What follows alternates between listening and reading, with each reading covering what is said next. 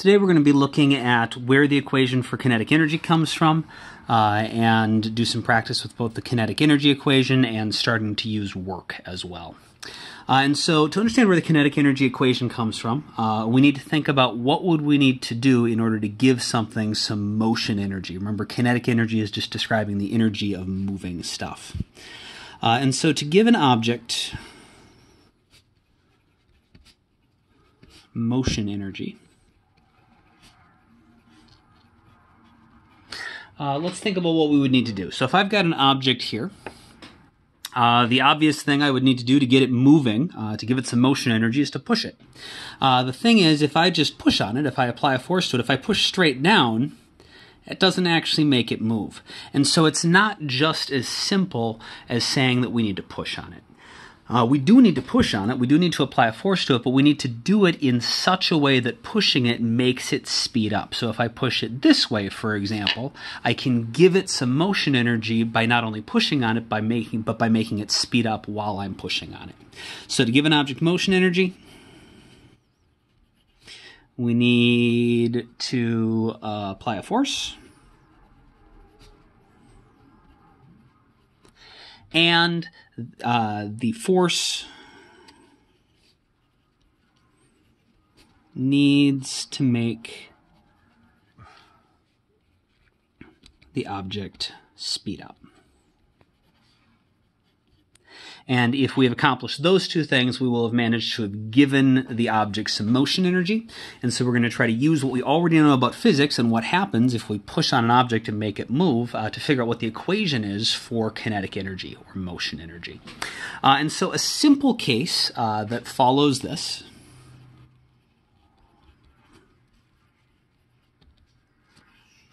is, say we have an object sliding along the ground. So this will be our before picture.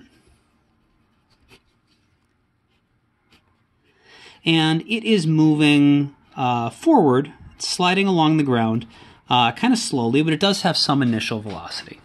And so we exert a force, or maybe a series of forces on it, but the net force is forward.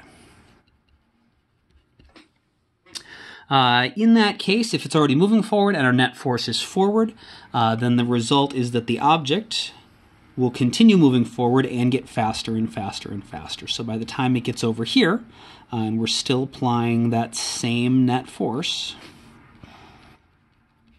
now instead of only going this fast, it's going to have a larger velocity. And so our object will have sped up, which means we must have increased its amount of motion energy. And we can also measure not only how much its speed changed and how much force we were applying, but the other thing we can measure is how far it moved. And so we can measure from where it started to where it ended, and we can call that the displacement, which normally we've used delta x. But just to make life a little bit easier in this unit, we're going to use d because it involves less writing. One thing that's really important to remember about this simple case is in our simple case,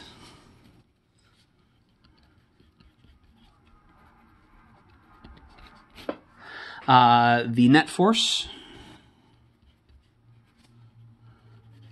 and the displacement are in the same direction.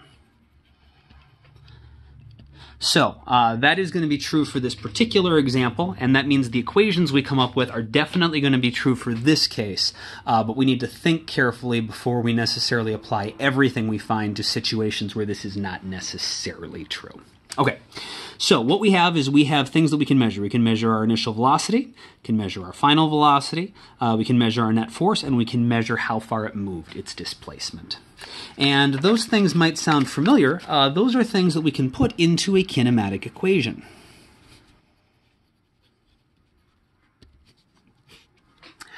So we've got initial velocity, we've got final velocity, we've got displacement, which, remember, we are using the symbol d for displacement.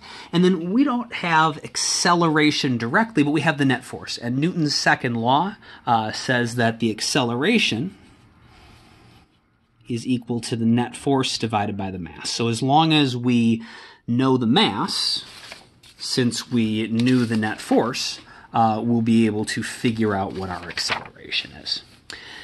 And so the equation that connects all of these is the final speed squared is equal to the initial speed squared plus 2 times the acceleration times the displacement. And this kinematic equation is unique in that because we square the velocities or the speeds, it doesn't actually matter if we include the sign information. So we can just treat this as final speed squared equals initial speed squared plus 2 times the acceleration times the displacement. And so the first thing we're going to do is just sort of replace everything with our notation for this unit.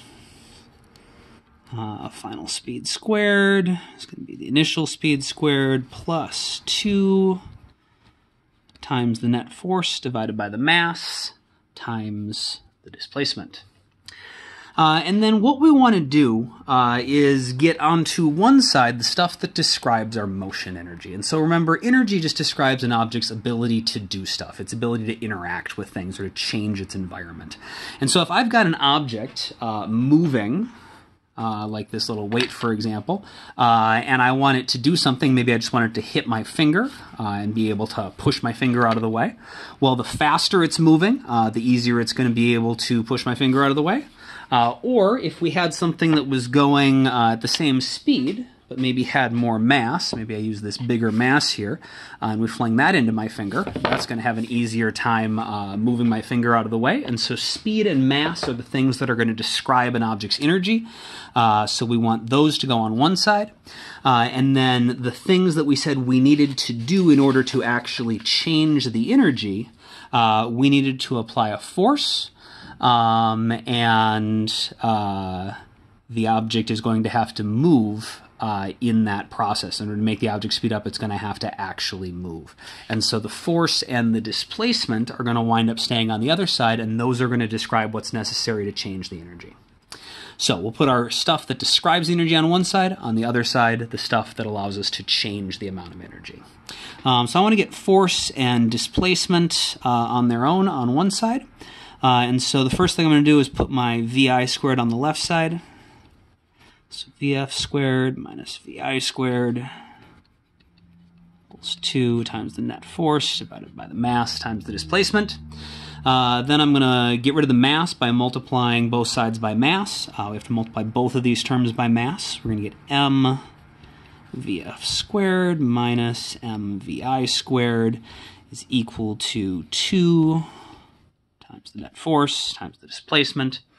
And the last thing I want to do is get rid of this 2, so I just have my net force and my displacement on this side. So I'm going to divide everything by 2. If we divide both of these terms by 2, we're going to have 1/2 times the mass times the final speed squared minus 1/2 the mass times the initial speed squared is equal to the net force times the displacement. And so now we've got all this stuff on the left side that describes how much motion energy we have. The more mass or the more speed something has, the more motion energy it must have. And over here, the bigger the force is, or the bigger the object, the more the object moves, the bigger the displacement while we are pushing it, the more energy it's going to gain. And so on the right side, we've described the stuff we have to do to give it energy. So we're going to take this equation and see how we can interpret it. I'm going to start by just rewriting that equation at the top here. You don't need to recopy this since you just have this equation on your sheet of paper, and you can write this next line next.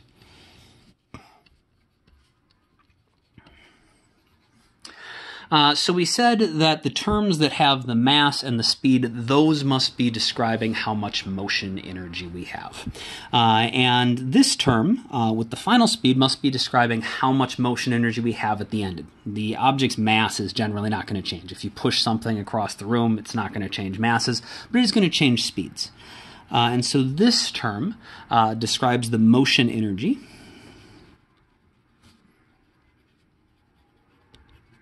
At the end, because it's the final speed. And this term, with the initial speed, must describe the motion energy at the start. the beginning. And then the net force and the displacement, that describes what we needed to do to actually change the motion energy. What was needed, or what was done to change the motion energy. And so we can interpret this now using our vocabulary. We said the motion that describes energy is kinetic energy. And so this term must be giving us the kinetic energy at the end, or the final kinetic energy. This term has got to be the kinetic energy at the beginning, so that's the initial kinetic energy. And this term, the thing that describes how much the energy changed, what the difference in our energies is, or what we did to change the energy, is work. We said work is just the process of changing the object's energy. It's a measure of how much the energy changed. And since this is based on the net force of all the different things pushing or pulling on it, this is going to be the net amount of work done by all of the forces. And so this equation actually has a special name. It's called the work-kinetic energy theorem. It's usually written just slightly differently, but it means the same thing. So this is the work-kinetic energy theorem. And the other way to write it is if we do final minus initial. We've learned before that's the same thing as saying delta, or the change in kinetic energy.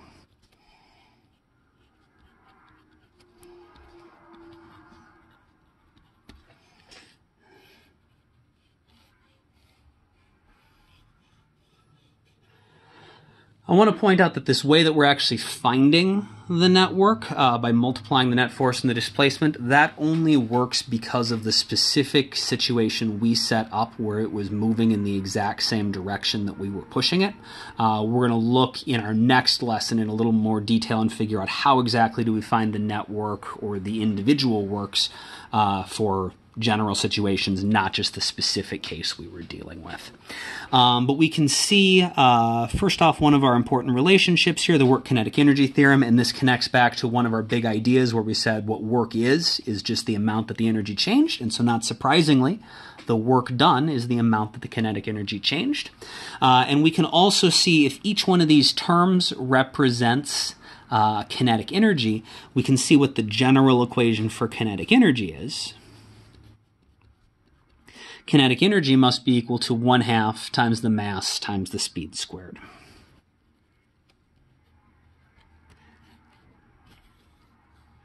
And so that's where our equation for kinetic energy actually comes from.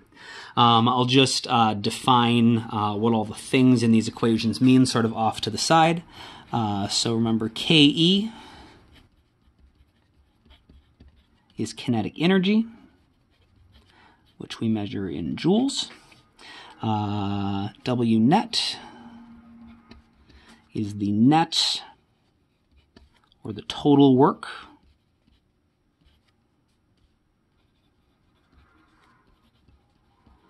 and that is also measured in joules. M is mass, which we measure in kilograms, and V, of course, is speed, which we measure in meters per second. And so we're going to use these equations and concepts to just do a couple of practice problems. Our first one is, say we have a 1/4 kilogram, so a 0.25 kilogram stone with kinetic energy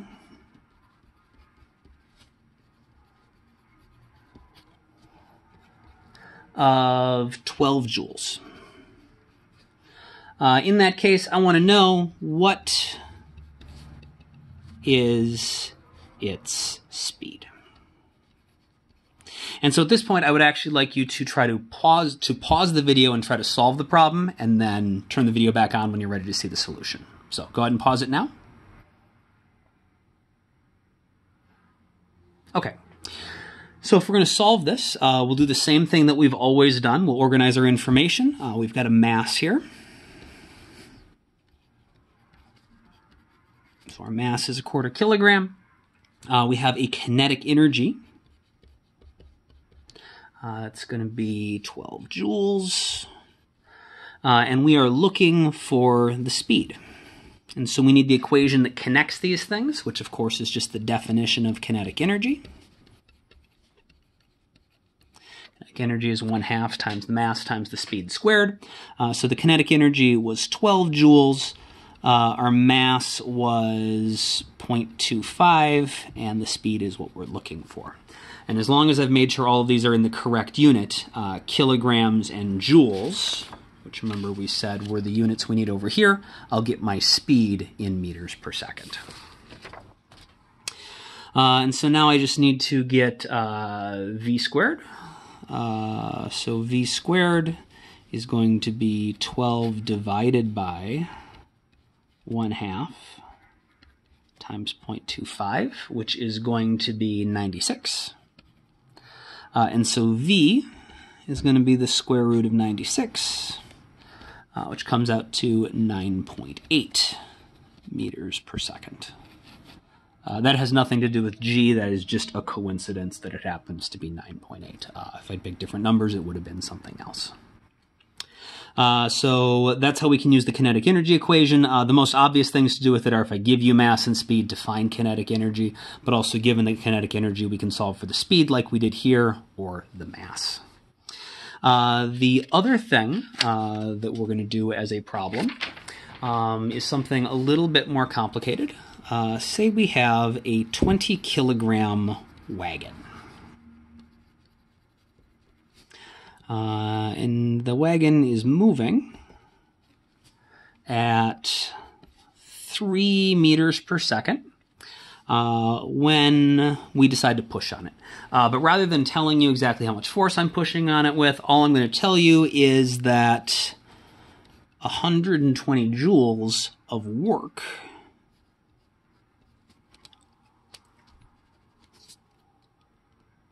so 120 joules of work is done on it. And then we want to know what is its final speed.